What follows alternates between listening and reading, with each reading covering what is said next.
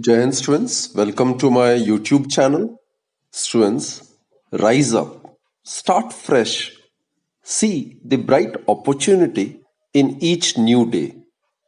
Each day we are given is truly a blessing, and when we begin to see that, we see what we are capable of, and we also see the importance in each day that each day we are given, the goal is to make an impact on both ourselves and others. With that positive note, students, let's begin today's session. Today we are going to discuss about the angle of contact.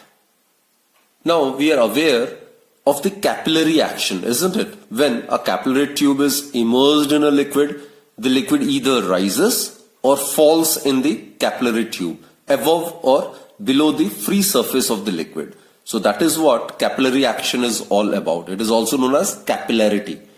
Now students, when the free surface of a liquid comes in contact with a solid, then it becomes curved near the place of contact. Now the free surface or the water curves upward when it touches a vertical glass surface, and on the other hand, the free surface of the mercury, it curves downwards when it touches the vertical glass surface. So let me draw the diagram and then we will discuss angle of contact in this context, right? Students, here I have considered water to be contained in a glass vessel, right? And here it's a glass plate which is inserted in water, and it is the case of mercury. Mercury being contained in a container, and here a glass plate is inserted in mercury, right? So here you can easily observe that in case of water, its free surface, it curves upwards when it touches a vertical glass surface, right? This is a vertical glass surface, and here it curves upwards, right? Whenever it touches a vertical glass surface. In the case of mercury, students, the free surface, this is the free surface of mercury. This is the free surface of mercury. It curves downwards like this. It curves downwards. It is curving in the downward direction whenever it touches the vertical glass surface, right? So whenever mercury touches the vertical glass surface, it curves downward like this. The nature of the meniscus is convex over here. This we have already discussed in the previous lecture. And in the case of water contained in glass, the nature of meniscus, that is the shape of the curved surface, is concave. It is concave. Now, let us discuss the angle of contact. Now students, what you do is, suppose this is the point of contact, right?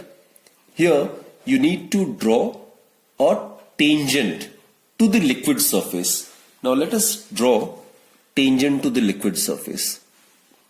This is the tangent to the liquid surface. And again at the point of contact, we are supposed to draw a tangent to the solid surface inside the liquid. This is the solid surface. This is in air. And this is the solid surface which is in contact with the liquid. So we are supposed to draw a tangent at the point of contact to the solid surface inside the liquid. This is it. The angle between these two, it is known as the angle of contact and can be represented by theta. This is the angle of contact. Now here students, if you wish to draw the angle of contact, then what to do is, at this point or at this point, this is the point of contact suppose. So we need to draw a tangent at the point of contact to the liquid surface. This is the liquid surface, right? It's curved upward. So at the point of contact, if we draw the tangent over here, it will be like this. This is the tangent to the liquid surface. And this is the solid surface. This is the solid surface in air, and this is the solid surface in liquid. So at the same point of contact, we need to draw a tangent to the solid surface inside the liquid. So I'm talking about this angle. This is the angle. So this angle between these two tangents is known as the angle of contact. Clear? So basically students, the angle of contact does not depend on the manner of contact. In both the cases, in case the water is contained in a glass vessel or glass plate is immersed in a water, in both the cases the angle of contact would be same. So angle of contact does not depend on the manner of contact. And one more thing, in the case of water contained in a glass vessel or glass plate immersed in water, the angle of contact is found to be acute. That is, theta in this case is less than 90 degree, right? So angle of contact is acute. It is less than 90 degree. Well, let's consider the case of mercury contained in a glass container. Here again, this is the point of contact. So what I've said is you need to draw a tangent at the point of contact to the liquid surface. So this will be the tangent to the liquid surface, to the surface of the mercury, right? And we need to draw a tangent to the solid surface which is inside liquid. So this will be the tangent. So this is the tangent to the solid surface inside the liquid. So this angle will be the angle of contact. This is angle theta. Right? Here again, let us consider this point of contact or this point of contact. So in this case of mercury, the free surface of mercury curves downwards like this. The nature of meniscus is convex. So here at the point of contact, we need to draw a tangent to the liquid surface. So it will be like this.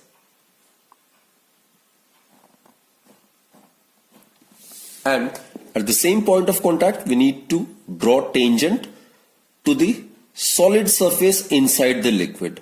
So this is the solid surface which is inside the liquid. So we need to draw a tangent over here. So this is it. So this angle would be the angle of contact. And as I've stated earlier, whether mercury is contained in glass container or glass plate is immersed in mercury, in both the cases the angle of contact would be same. That is, the angle of contact does not depend on the manner of contact. So here it's pretty clear. In case of mercury contained in glass, the angle of contact is obtuse. That is, it is greater than 90 degree. Clear? So students, angle of contact may be defined as the angle at the point of contact between the tangent to the liquid surface and the tangent to the solid surface inside the liquid. So that is how we define angle of contact. Now when the angle of contact is acute, then the liquid has concave meniscus.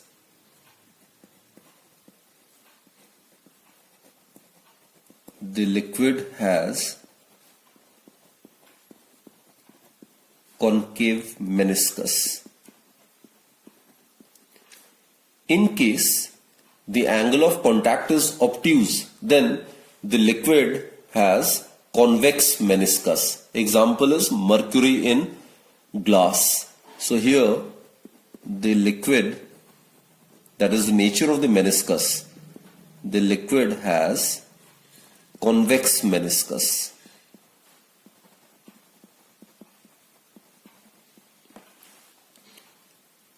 Okay, another point to be noted is that whenever it is the case of concave meniscus or the angle of contact is acute, then such liquid wet the walls of the container.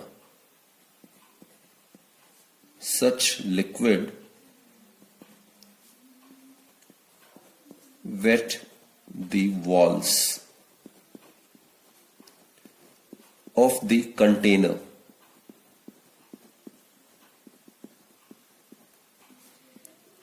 And in case the angle of contact is obtuse, the liquid possesses convex meniscus and such liquid do not wet the walls of the container.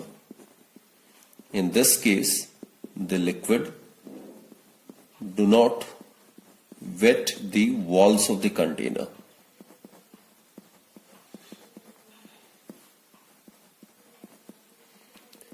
And one more important point is that when a capillary tube is immersed in such a liquid, then the liquid tends to rise in the capillary tube. The liquid rises in a capillary tube when it is immersed in such a liquid. While in this case, the liquid falls in the capillary tube below the free surface of the liquid. So, the fall of the liquid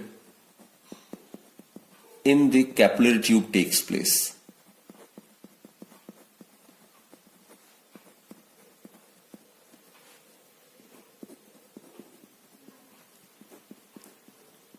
Right?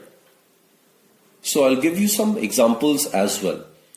Students, for pure water and perfectly clean glass, the angle of contact, it is found to be 0 degree. For ordinary water and glass, it lies between 8 degree to 18 degree. And for pure water and pure silver, the angle of contact is 90 degree. That is, when pure water is put in pure silver vessel, then the surface of the water is flat. It don't possess any meniscus, either concave or convex meniscus. Its surface is entirely flat. And that is the case when pure water is put in pure silver vessel. Right? And the angle of contact of water with greased glass surface may be obtuse. And the angle of contact of water with chromium, it may be as high as 160 degree. That is, the angle of contact in that case is obtuse. And as we have discussed here, the angle of contact of mercury with glass, it is nearly 138 degree. There are some factors on which the angle of contact theta depends. It actually depends on the nature of this solid and the liquid which is in contact, right? Then it obviously depends upon the cleanliness of the surfaces in contact. Then it depends upon this medium which is above the free surface of the liquid, right? Normally it is air. And also the angle of contact, it is found to increase with the increase in the temperature of the liquid. So theta, it increases with the increase in the temperature of the liquid. With the increase in temperature of the liquid. So these are some of the factors on which the angle of contact theta depends. And also students, angle of contact is found to decrease on adding soluble impurity to a liquid, right? So these are the factors on which theta depends.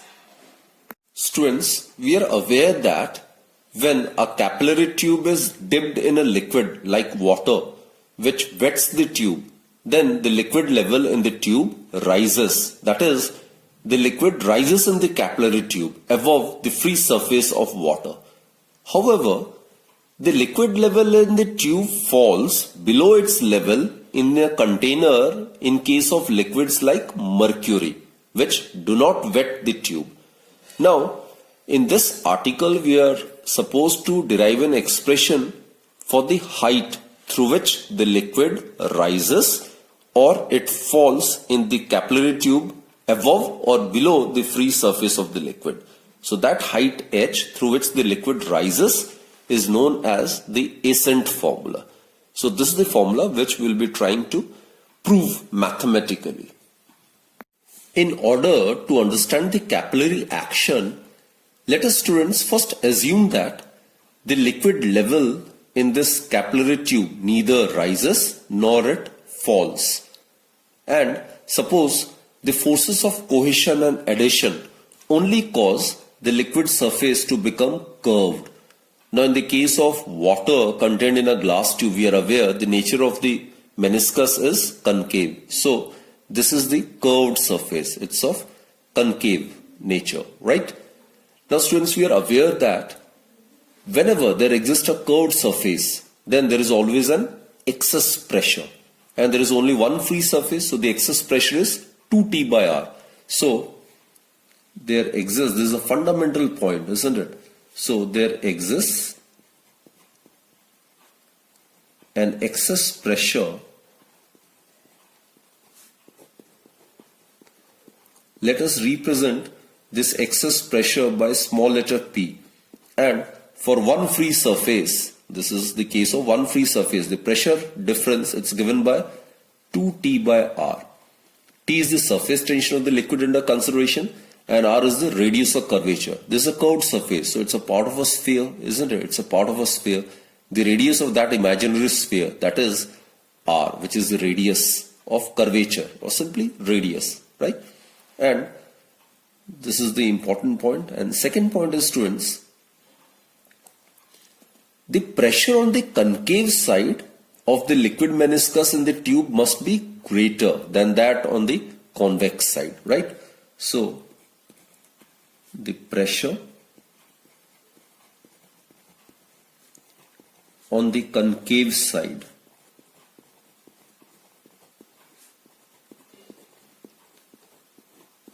of the liquid is always greater. It is always greater than that on the other side by an amount which is 2T by R. So by P. So this is the pressure difference.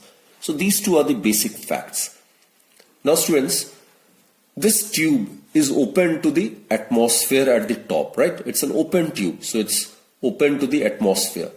So the pressure on the upper side of the meniscus, this is the pressure I'm talking about, on the upper side of the meniscus, it must be equal to the atmospheric pressure. So let us represent the atmospheric pressure by P naught. So let P naught be the atmospheric pressure.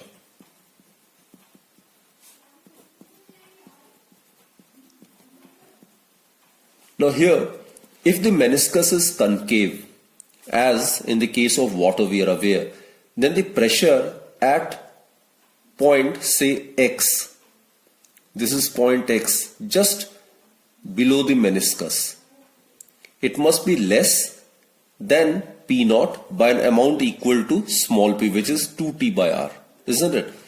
So again I repeat students, there is a curved surface, right? We are aware whenever the surface of a liquid is curved, there exists a pressure difference. The pressure in the concave portion is always greater than that at the convex portion. Here in case of one free surface, the pressure in the concave portion is greater than small p, that is 2T by R. Now here, this upper part of this meniscus is exposed to air. So here the pressure is P naught, which is the atmospheric pressure. So if we consider a point X just lying below this meniscus, here the pressure would be less than the atmospheric pressure by an amount equal to small p. So here the pressure would be P naught minus small p. Small p is the pressure difference. Clear students? But we are aware, for the equilibrium of the liquid, the pressure at X must be equal to P naught. Here also I'll explain. The atmospheric pressure over here is P naught, here also it is P naught. And let us consider this to be point Y, just lying below the free surface, right? Now this point Y, X, they all lie on the same horizontal line. So they must have the same pressure at every point on the same horizontal line. Now this is a point just lying above the free surface, and this is a point just lying below the free surface. So here also the pressure must be P naught. Here also the pressure must be P naught. But here at point X, where the pressure should be P naught, but here the pressure is P naught minus small p. Clear students? So basically, again I repeat, the liquid, for attaining the state of equilibrium, the pressure at point X must be P naught. That is same as that at point Y in the same horizontal line, just below the flat level of the liquid outside the tube. So, in order to attain equilibrium, what happens is the liquid must flow from the regions of higher pressure to the region of lower pressure. So here, outside the tube, the pressure is P naught, right, at these points, where inside the tube, the pressure on the same horizontal line is P naught minus small p. So this is the higher pressure, this is the region of higher pressure, this is the region of lower pressure. So what happens is, liquid will flow from the region of higher pressure to lower pressure, like this. It will flow along this direction. Similarly, here also the liquid will flow along this direction, from the region of higher pressure to the region of lower pressure, right? So this will result into the rise of the liquid in the capillary tube. As I've stated, students, the liquid, in order to attain equilibrium, it must flow from the region Y to the region X. Region Y is at higher pressure and region X is at lower pressure. So the liquid tends to move from the region of higher pressure to the region of lower pressure. So it results in the rise of the liquid in the capillary tube. And the liquid rises in the capillary tube, say, up to height h, such that the pressure exerted by this height h of the liquid column, it becomes equal to the pressure difference, which is 2T by R, so as to compensate for the deficit of the pressure at point X. So now, at all the points Y and X lying on the same horizontal line, the pressure would be P naught.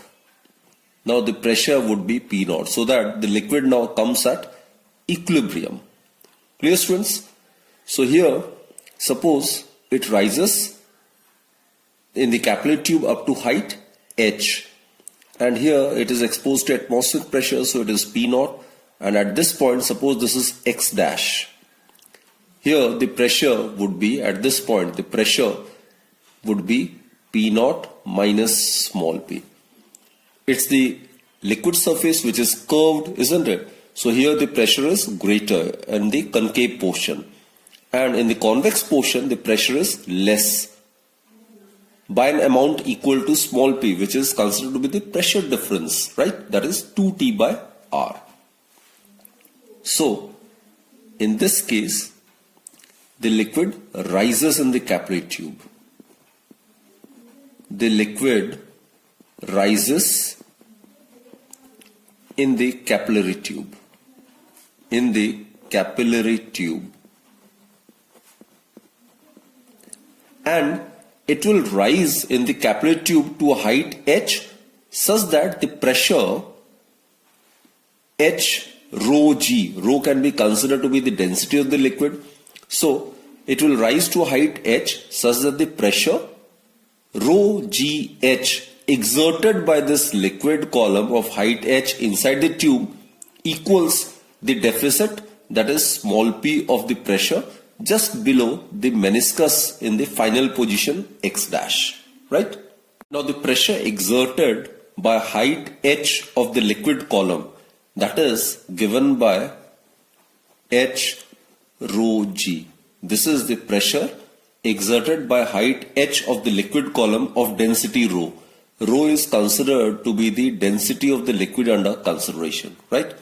And this pressure exerted by height h of the liquid column, it compensates for the deficit of pressure at point x. What is the deficit of pressure at point x? That is small p, which is 2T by R, right?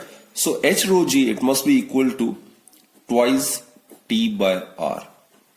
That is the height through which the liquid rises in the capillary tube. It will be given by twice T divided by capital R rho g, right? Here T is the surface tension of the liquid under consideration, G is the acceleration due to gravity, rho, as I've stated, is the density of the liquid, and R is the radius of curvature. Radius of curvature, this is the radius of curvature. This is a curved surface, right? It's a part of a sphere. It's a part of a sphere like this. So suppose this is the center. So this would be the radius of curvature. This is the radius of curvature, that is R. Right? Now, we will try to convert this capital R, which is the radius of curvature, in terms of the radius of the capillary tube. So we'll try to find out the relationship between the height through which the liquid rises in the capillary tube and the radius of the capillary tube. Here capital R is the radius of curvature of this meniscus, while small r is considered to be the radius of the capillary tube.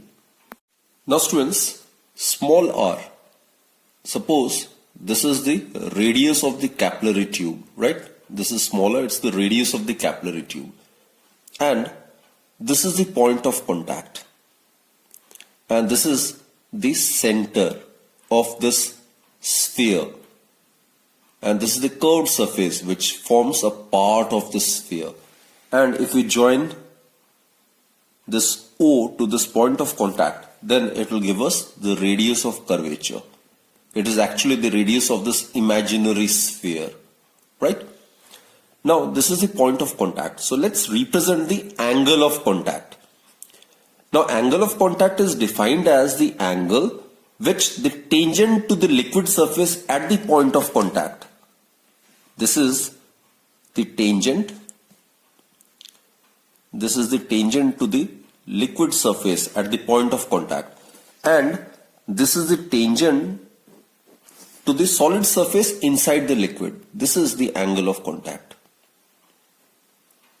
This is the angle of contact. And students, this is the tangent and this is the radius. The angle between these two is 90 degree, isn't it? The angle between the radius and the tangent is 90 degree. And this is a linear pair. So this is theta, this is 90. So it would be